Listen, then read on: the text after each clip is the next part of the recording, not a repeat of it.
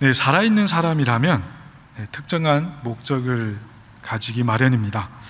물론 그 목적을 의식적으로 인식할 수도 있고 그렇지 못할 수도 있습니다. 그러면 그 목적은 과연 무엇일까? 한번 생각해 볼 필요가 있겠습니다. 쉽게 말하자면 잘 사는 것 아닌가 싶어요. 조금 수사적으로 표현을 해보자면 행복하게 사는 것이 되겠습니다. 그런데 이 행복은 말로만 아니라 정말 우리가 느껴야 되겠습니다. 물론 느껴지는 행복은 구체적으로 표현을 하자면 좀 더 근본적으로 한번 표현을 해보자면 각자 다를 수가 있습니다. 그러나 이런 다른 부분이 있다 하더라도 그 다른 부분은 그저 표면적인 것, 즉 표층에서 일어나는 현상이 되겠습니다. 그리고 조금 더 근본적으로 한번 다가가 보겠습니다. 전제된 것을 우리가 확인할 수 있습니다. 거의 비슷하지 않을까 싶습니다. 표층에서는 조금 다양성을 갖지만 근원적으로 우리가 내려가다 보면 그 근원은 거의 비슷합니다. 그리고 그 근원을 조금 더 들어가서 가장 근원적으로 내려가면 동일하겠습니다. 바로 살아있음이 아닐까 싶습니다. 우리가 행복을 추구하든 우리가 행복을 다양하게 표현하면서 그것을 추구하든 우리가 파고들면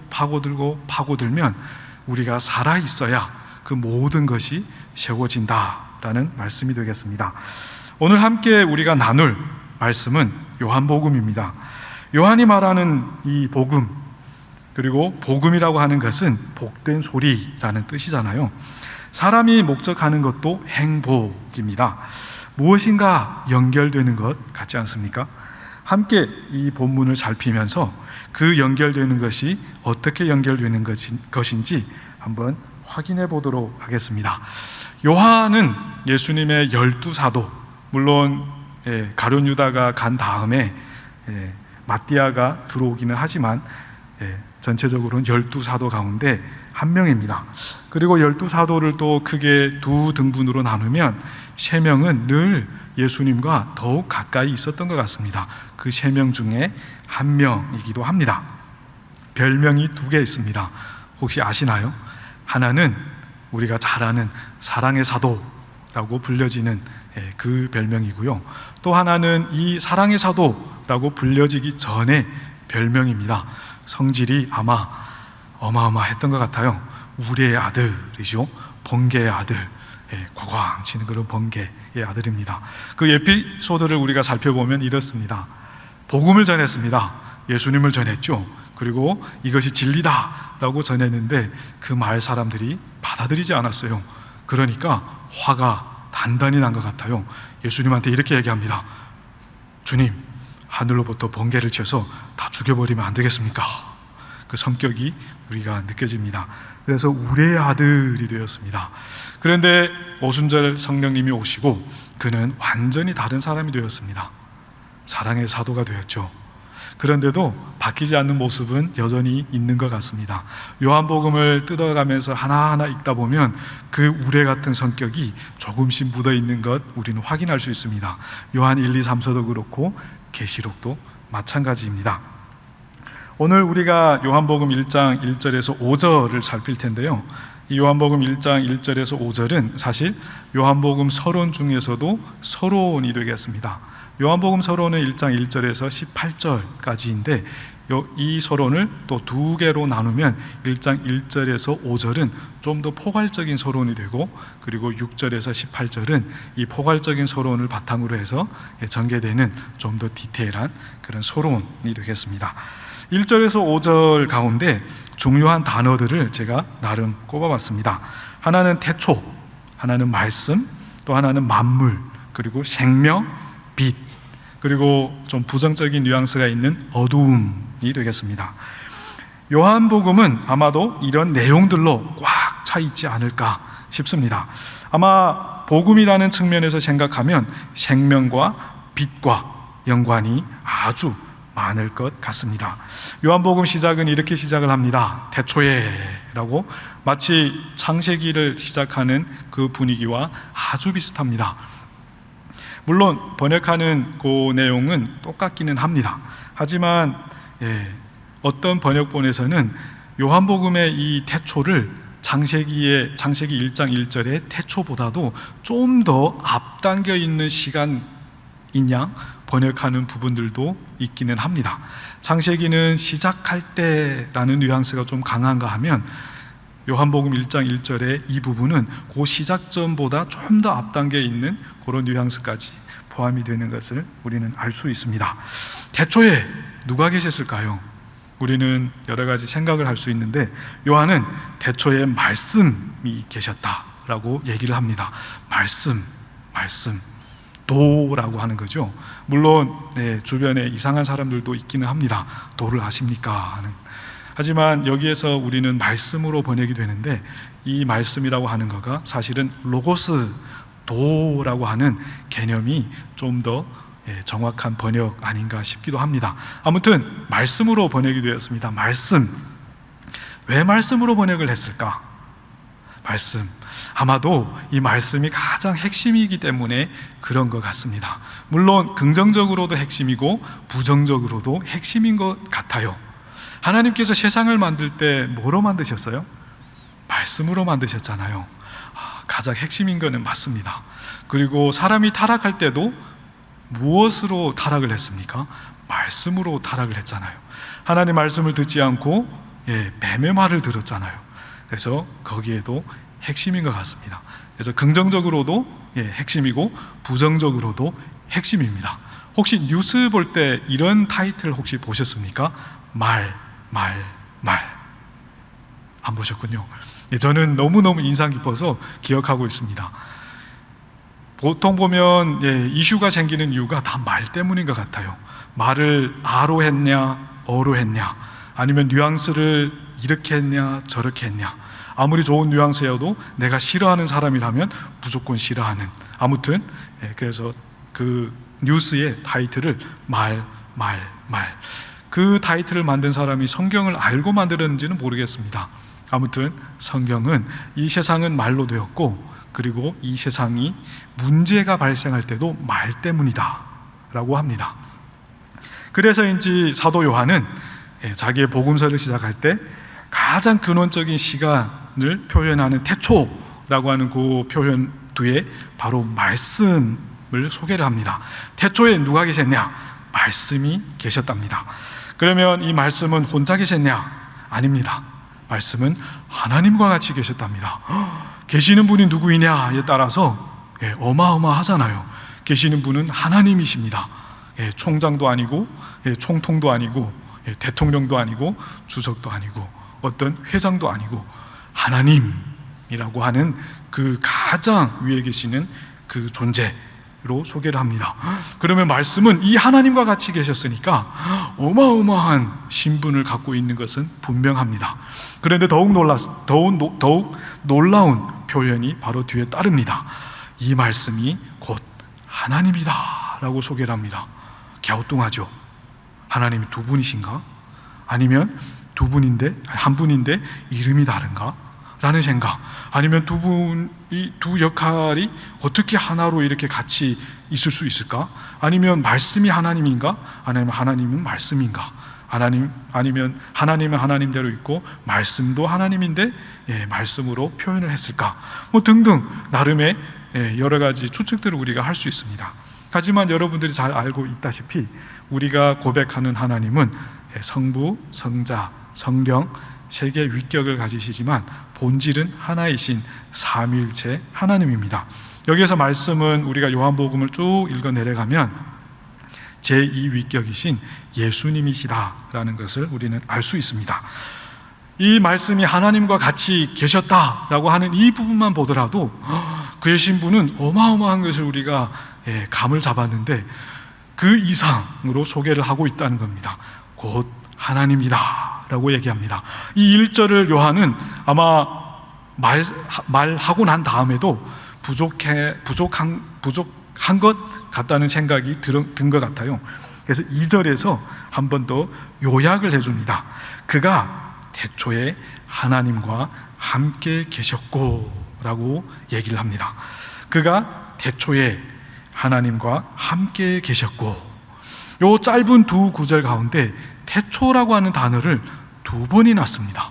그리고 이 말씀이 하나님과 같이 계셨다라고 하는 것도 두 번이나 표현을 합니다.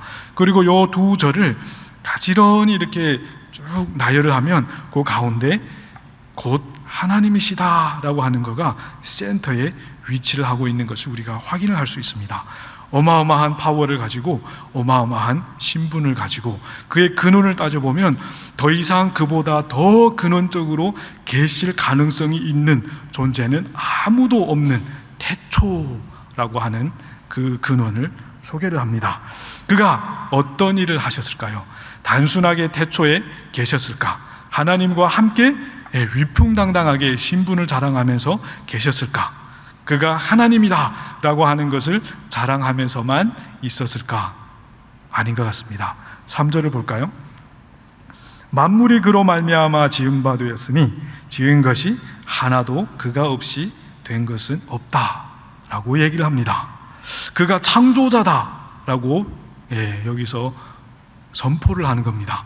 이 모든 세상, 우리가 살고 있는 이 세상, 우리가 아직 확인도 못한 그 우주 저 너머에 있는 그 세상까지 모두 이 말씀이라고 하는 이 존재가 만드셨다라고 얘기를 합니다.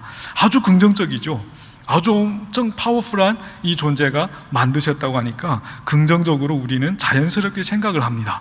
하지만 저는 세상을 살아가면서 좀 부정적으로 생각이 될 때가 많았습니다. 여러분들이 살아가는 세상은 저와 다른가요? 세상은 정말 하나님이 만드신 것 같습니까? 이 말씀이 만드신 것 같아요? 저는 아닌 것 같아요. 정말 아닌 것 같다는 생각이 들 때가 너무너무 많아요. 뉴스를 한번 봐보세요. 전쟁이 하루가 멀다 할 정도로 일어나고, 그리고 부정부패가 정말 한 시간이 멀다 할 정도로 여기저기서 막 터지잖아요. 살인, 자살, 우리가 말로 표현하기 힘든 그 어마어마한 부정적인 그런 모습들이 여기저기서 막 일어납니다. 그리고 우리도 그런 것들은 막 눈시울을 찌푸릴지는 모르겠지만 우리도 언젠가 모르게 지금도 젖어서 살아가는 그런 모습들, 경쟁하여서 이기고 싶은 그런 모습들은 정말 하나님께서 만든 이 세상에서 일어나야 할, 그리고 자연스럽게 보일 정도의 그런 모습일까라는 생각을 하게 됩니다. 내가 1등을 안 하면 실패자야, 루저야 하는 생각이 엄연하게 우리 가운데 이렇게 젖어 있는 것을 우리는 보게 됩니다. 우리 아이가 반에서 지면, 반에서 공부를 못한다고 하면, 그리고 친구들 사이에서 공부를 못한다고 하면 어떤 생각이 들어요? 학원을 보내야 되겠다, 더 좋은 선생을 모셔야 되겠다 라고 하는 생각 기독교인들 가운데 없나요? 있어요. 저도 그럴 때가 있습니다. 아들 하나가 있는데 좋은 성적을 받아오면 그래 너무너무 뿌듯한데 안 좋은 성적을 받아오잖아요. 목사인데도 기분이 정말 안 좋아요. 불러서 야, 좀 더 열심히 해야 되지 않겠냐, 막 이렇게 닥달하는 저의 모습을 보면서 아이한테 100번은 좀 아닌 것 같고 한 50번은 죄송하다, 미안하다 라고 사과한 적이 있습니다. 이게 아닌데 라는 생각을 많이 했습니다. 정말 우리가 회사에서도 연말 되면 승진을 못하면 창피할 때 어떤 생각을 해야 되나요? 창피한 거가 정상인가요? 아닌가요? 그리고 우리가 정말 좋은 대학에 입학하지 못했을 때, 우리 자녀가 정말 인류대학에 들어가지 못했을 때 기독교인으로서 우리는 그래, 하나님의 뜻이 있겠지 라고 자연스럽게 생각하는 사람은 과연 얼마나 될까요? 아마 여러분들은 제외가 되겠죠. 저는 되게 불편했어요. 너무너무 불편했습니다. 정말 하나님께서 만드신 이 세상이, 정말 우리가 그리스도인으로서 살아가는 이 세상, 정말 하나님이 만드신 것 맞을까? 하나님께서 정말 운영해 가고 있는 것은 맞을까라는 생각, 아니면 하나님께서는 저 멀리 계실지는 모르겠는데 지금은 아마 그저 너무 지쳐가지고 이렇게 놔버려 두고 있는 건 아닐까라는 생각이 들 때 너무 많았던 것 같아요. 우리 요한 목사님도 그런 생각을 하고 있었던 것 같습니다. 그가 목회했던 교회에도, 그리고 그가 섬겼던 그 시대에도 그런 사람들이 엄청 많았던 것 같다는 생각이 듭니다. 오직하면 자기의 복음서를 시작할 때 가장 앞자리에다가 말씀을 소개하면서, 그 어마어마한 신분의 말씀을 소개하면서 그 이어지는 말씀 가운데 만물은 그로 말미암아 되었어, 하나도 그를 말미암지 않고 된 것은 없다라고 소개를 했을까요? 그러면 우리가 이 세상을 살아갈 때 정말 어떻게 살아가야 하나님의 백성다운 삶인지, 그리고 우리가 어떤 삶을 가져야 하나님께서 기뻐하는 존재인지 오늘 말씀을 우리가 함께 나누면서 살펴보도록 하겠습니다. 4절과 5절, 사실 오늘 주제의 가장 핵심적인 구절이기도 합니다. 지금까지는 서론이라고 생각하시면 되겠습니다. 4절은 이렇게 생각을 합니다. 그 안에 생명이 있었으니입니다. 말씀을 지금 소개하고 있잖아요. 여기에서 그는 말씀 되겠습니다. 말씀 안에 생명이 있다라고 생각을 합니다. 여러분들 매일매일 열심히 사시죠? 그리고 정말 내가 목표를 하고 내가 목적을 가진 걸 위해서 엄청 노력을 하잖아요. 시간과 정성과 마음을 다 쏟아붓잖아요. 그것을 좀 더 리얼하게 문학적으로 표현하면 이렇습니다. 나의 생명과 시간을 갈아서 내가 목표를 한 것을 이루고 말 거야 하면서 하루하루 지금까지 살아오신 것 아닌가 저는 추측을 해봅니다. 저도 나름 그렇게 살아왔으니까요 말입니다. 이 세상에 사는 사람들은 그것이 자연스러운 것냥 그렇게 살아왔습니다. 물론 잘 사신 겁니다. 하지만 우리가 정말 잘 살았는지 이 사건을 만나면, 그리고 이 문제를 당면하면 우리는 반성을 하게 됩니다. 바로 죽음입니다. 생명의 문제입니다. 아까 목적을 얘기했죠. 표층에서는 다양하다고 말씀을 드렸습니다. 하지만 근원으로 들어갈수록 그것은 하나로 이렇게 모아집니다. 가장 근원으로 들어가면 생명으로 규합이 된다고 말씀을 드렸습니다. 우리가 목표한 거가 엄청 위대하고 엄청 크고 엄청 중요하여서 우리의 생명을 갈아 넣습니다. 우리의 모든 시간을 갈아 넣습니다. 그리고 그것을 추구하고 그것을 구합니다. 구할 때 짜릿함은 있죠. 구할 때 정말 미소가 지어집니다. 하지만 언젠가는 우리는 생명의 문제를 당면하게 됩니다. 반대로 얘기하면 죽음이라고 하는 문제를 우리는 당면하게 됩니다. 그때 우리는 생각합니다. 내가 지금까지 뭐하고 왔지? 내가 지금까지 어떻게 살아왔지? 라고 생각을 합니다. 사실 이렇게 생각 안 하는 사람들도 있겠습니다. 그래서 오늘 요한 목사님도 그것 때문에 이 내용을 기록하고 있지 않나 라는 생각을 합니다. 이 내용을 기록하면서 그 당시에 있었던 청중들한테도 그렇게 던지면서 충격을 주는 거죠. 우리가 생명을 갈아넣고 시간을 갈아넣어서 우리가 얻고 싶은 것을 마구마구 얻습니다. 그리고 정말 얻죠. 그리고 웃죠. 그리고 기뻐하죠. 그리고 미소를 짓죠. 하지만 죽음이라고 하는 문제를 당면했을 때 우리가 생명을 갈아넣고 시간을 갈아넣어서 얻은 것을 다시금 그 생명을 연장하기 위해서 쓴다는 거예요. 아이러니하지 않습니까? 아이러니하지 않습니까? 우리가 생명을 갈아넣고 시간을 갈아넣어서 우리가 추구하는 것을 추구합니다. 그리고 얻습니다. 짜릿함도 느낍니다. 희열도 느낍니다. 하지만 죽음이라고 하는 것을 당면했을 때 다시금 우리가 짜릿함을 느끼기 위하여서 얻은 그것을 사용하면서 우리의 생명을 연장하려고 한다는 겁니다. 요한은 그것을 너무너무 잘 알고 있었던 것 같습니다. 그래서 자기의 복음을 시작할 때 그 서두에 그것을 소개하고 있습니다. 그 안에, 즉 말씀 안에 생명이 있다라고 얘기합니다. 만약에 이 문제를 당면하여서 생명의 문제, 생명의 생각을 하셨던, 그리고 해본 적이 있었던 사람이라면 여기에서 이런 질문을 할 수 있습니다. 그럼 그 생명 어떻게 얻습니까? 그 생명 제가 어떻게 받을까요? 라고 질문을 던지겠죠. 요한은 알고 있었습니다. 그 생명 이렇게 받는 거야. 바로 4절의 하반절입니다. 이 생명은 사람들의 빛이다 라고 소개를 합니다. 사람들의 빛이다. 생명과 빛, 연관이 있을 것 같다고 추측을 한번 해봤잖아요. 진짜 연관이 있는 것 같습니다. 물론 과학적으로, 물리적으로 우리가 빛을 분석하면 생명과 연관이 있습니다. 모든 살아있는 존재는 빛을 떠나서 존재할 수 없습니다.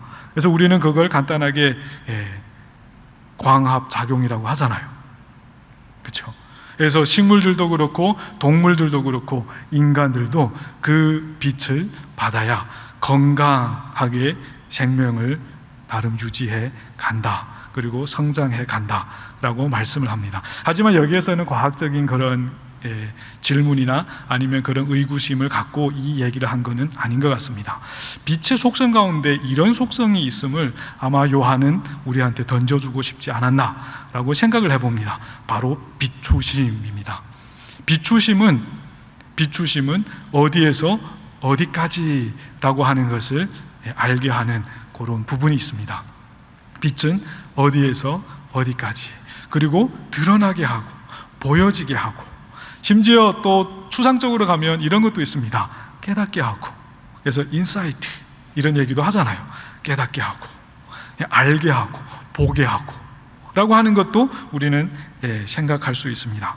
이 생명은 사람들의 빛이다 라고 얘기를 해주고 있습니다. 굳이 사람이라고 하는 수식어를 가져와서 생명과 연결을 지으려고 빛이라고 하는 이 요소를 사용하는 요한은 과연 어떤 모습을, 그리고 어떤 내용을 우리한테 알았으면 하는 차원에서 이것을 얘기를 해주고 있을까 한번 생각을 해보면 재미있을 것 같습니다. 여러분들, 인간은 언제 가장 똑똑해지는지 아십니까? 네, 언제 가장 똑똑해지는지 아십니까? 물론 학원 갔다 오면 머리가 팡팡 돌아가죠. 네, 학교 갔다 오면 머리가 팡팡 돌아갑니다. 시험 준비할 때 그 집중력 때문에 머리가 팡팡팡팡 돌아갑니다. 하지만 시험은 잘 볼 수 있겠지만 똑똑하다는 좀 아닌 것 같죠? 그렇죠?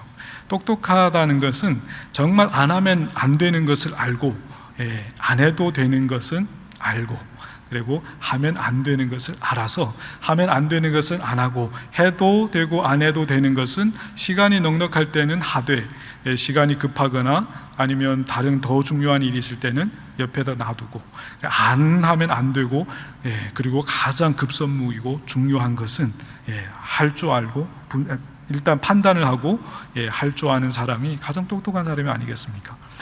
이런 차원에서 똑똑함을 정리를 했으니까 사람은 언제 가장 똑똑해질까 한번 생각을 해봤습니다.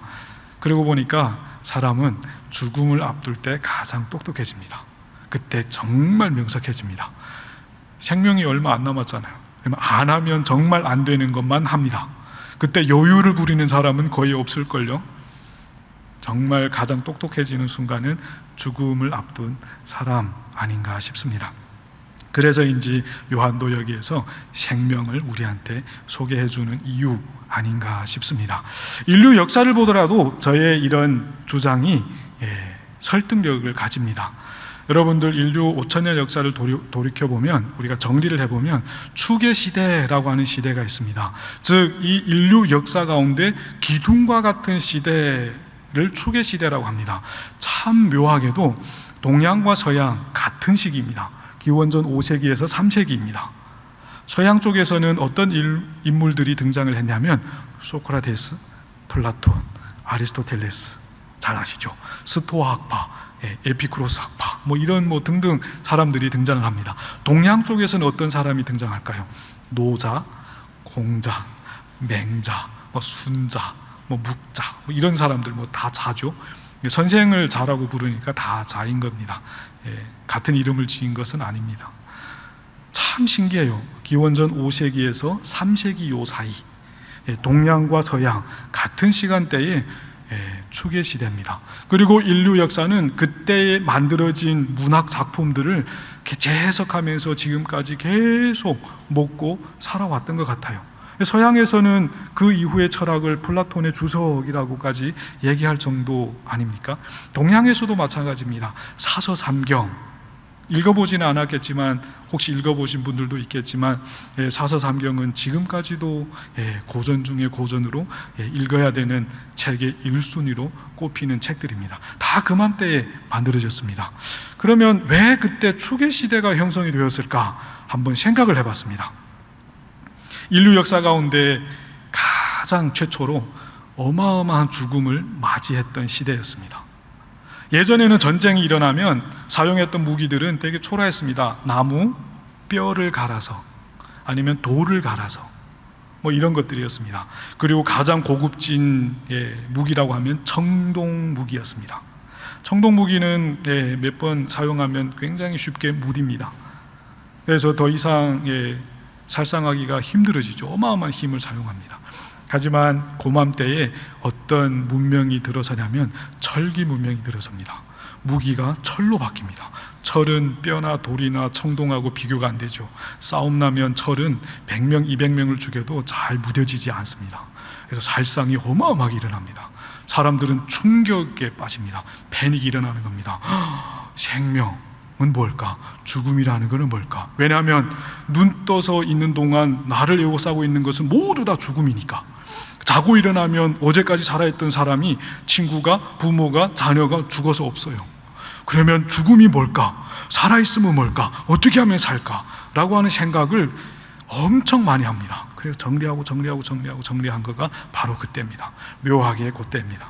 그리고 이런 굴곡들이 나름 많다가 또 한 번 엄청나게 굴곡을 긋는 사건이 있습니다. 바로 1차 세계대전과 2차 세계대전입니다. 어마어마한 사람들이 죽어나가잖아요. 그때 사람들은 또 생각을 합니다. 사는 게 도대체 뭐지? 인간이라고 하는 존재가 도대체 어떤 존재야? 라고 합니다. 그래서 아마 여러분들이 요즘, 아니면 이제는 한참 오랫동안 사용해 왔던 그런 표현들이 있지 않습니까? 저는 나는 이렇게 생각해. 네가 어떻게 생각하든지 나는 이렇게 생각해. 내 느낌이 이거야. 난 이거 좋아. 욜로. 이런 거는 그때 태동을 하기 시작을 합니다. 그때 태동을 해서 지금 엄청나게 이렇게 막 뻥뻥뻥뻥 터지잖아요. 그래서 요한도 아마 그맘때에 이런 내용들을 알고 있었던 것 같습니다. 요한은 1세기 사람이잖아요.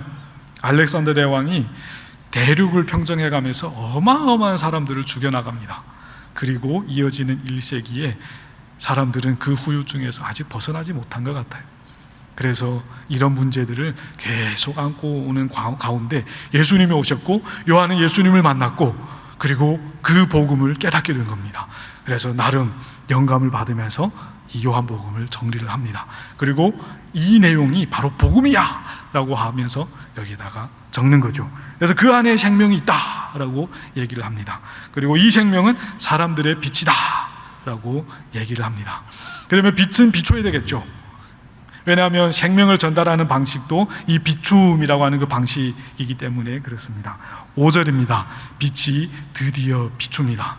하지만 비춤의 대상은 참 우리가 생각하는 것과 다른 대상이 됩니다. 어둠이 되죠. 어둠. 빛이 비쳤어요. 그 대상은 어둠입니다. 그러면 우리가 지금까지 살아오면서 혹시 이런 걸 경험해 보셨어요?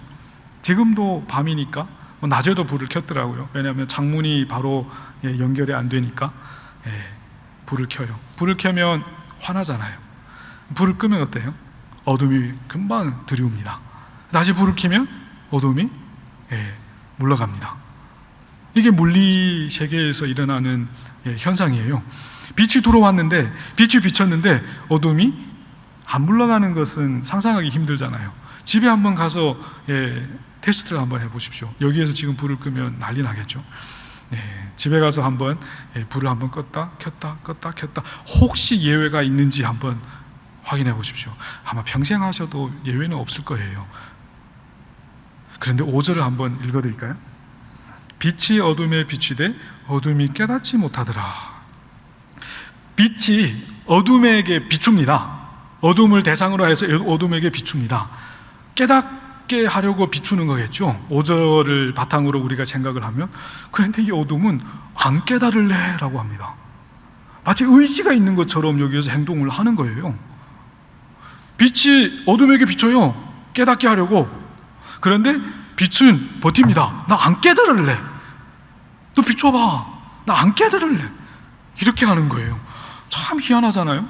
어떻게 이런 일이 있을 수 있습니까? 물리 세계에서는 도저히 어디에서도 찾아볼 수 없는 그 일이 여기에서 일어나는 겁니다. 그러면 이 어두움은 단순한 물리적인 어두움이 아닌 것을 우리는 눈치챌 수 있습니다. 4절에서도 빛을 소개할 때 굳이 사람의 빛이라고 소개한 것도 이런 것을 염두에 두고 소개한 것은 아닐까라는 생각을 해봅니다. 빛이 어둠에 비춥니다. 어둠은 버팁니다. 의지를 발동하여서 말입니다. 자기의 의지를 활활 태우면서 빛이 깨닫게 하려고 어둠에게 비추는데 어둠은 그것을 이를 악물고 의지를 발동하여서 버티는 거예요. 안 깨달을래 뭐 이렇게 합니다. 저희 소개를 잠깐 하자면, 저는 전주대에서 중국 유학생들과 다문화 가정을 섬기는 선교사이기도 하고 목사이기도 합니다. 그래서 중국어를 좀 아는 편이에요. 중국어 성경을 보니까 한국어 성경에서는 깨닫지 못하더라로 번역이 되어 있는 이 부분이 중국어 성경에서는 받아들여지지 않더라입니다. 즉 받아들여지지 않더라, 받아들이지 않더라입니다. 빛이 어둠에게 비춥니다. 어둠이 빛을 받아들이면 어때요? 어둠은 물러가고 빛이 남겠죠. 어둠이 있었던 그 자리에 빛이 들어오고 어둠은 뒤로 물러나겠죠. 어디론가 물러나겠죠.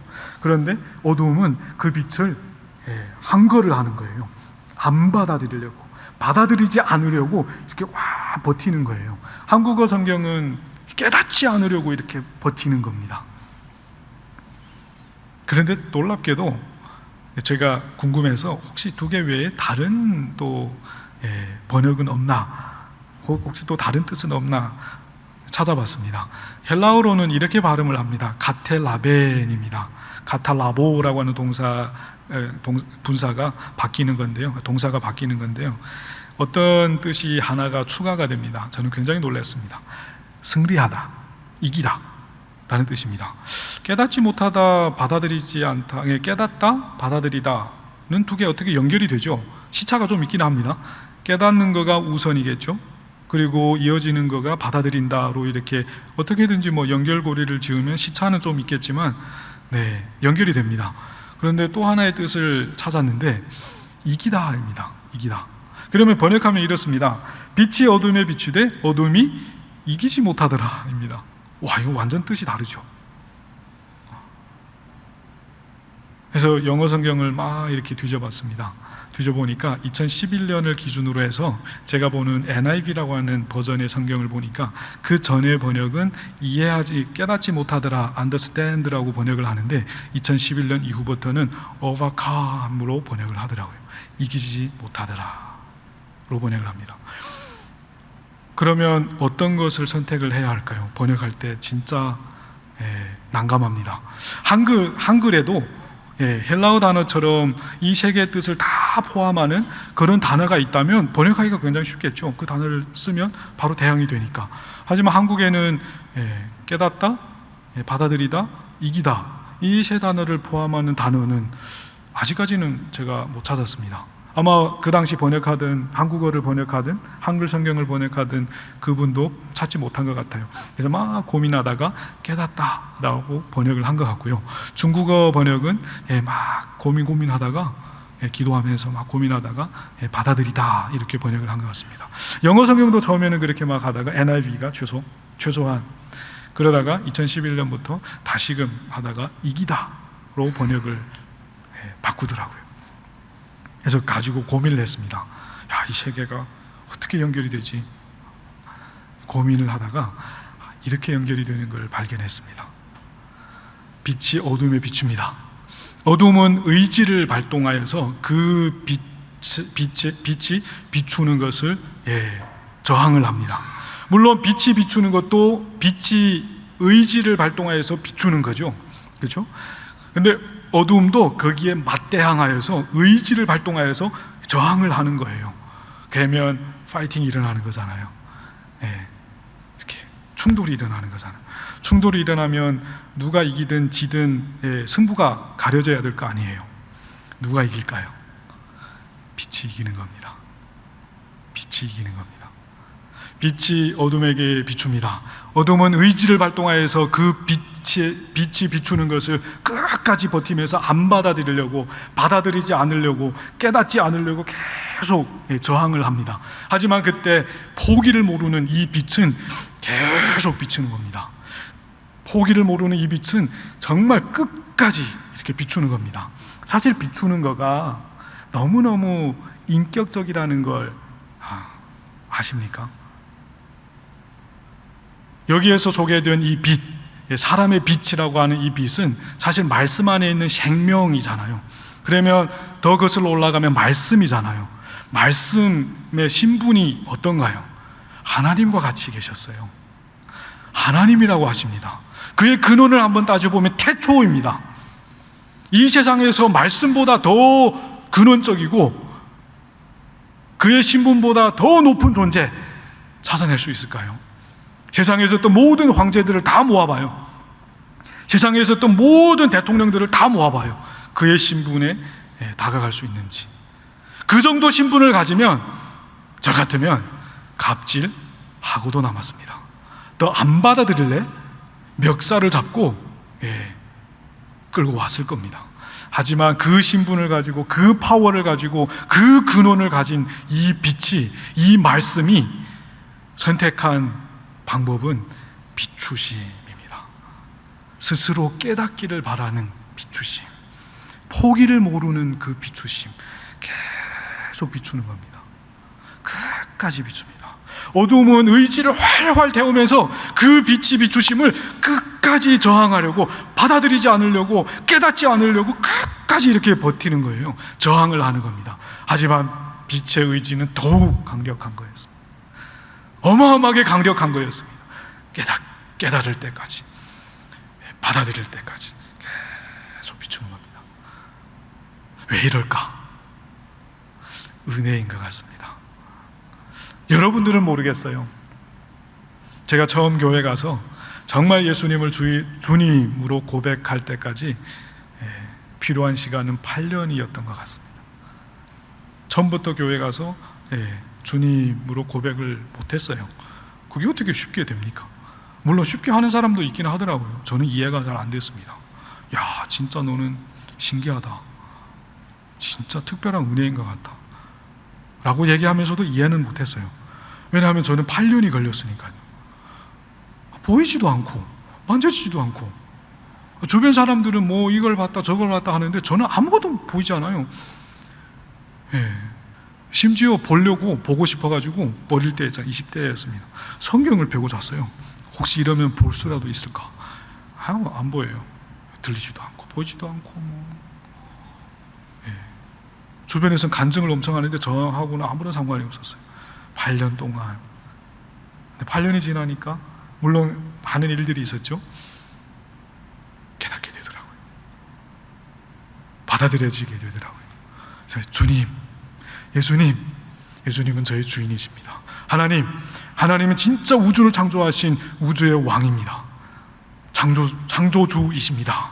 라고 하는 고백이 저희 입에서 이렇게 나가는 것을 보면서 깜짝 놀랐습니다.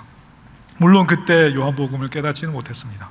후에 신학을 공부하면서, 그리고 목회를 하면서, 그리고 선교 사역을 하면서 보니까 그때 하나님께서 깨닫지 못하고, 그리고 깨닫지 않으려고, 받아들이지 않으려고 끝까지 버티는 것처럼 막 하는 저를 계속 비추고 있었던 거예요.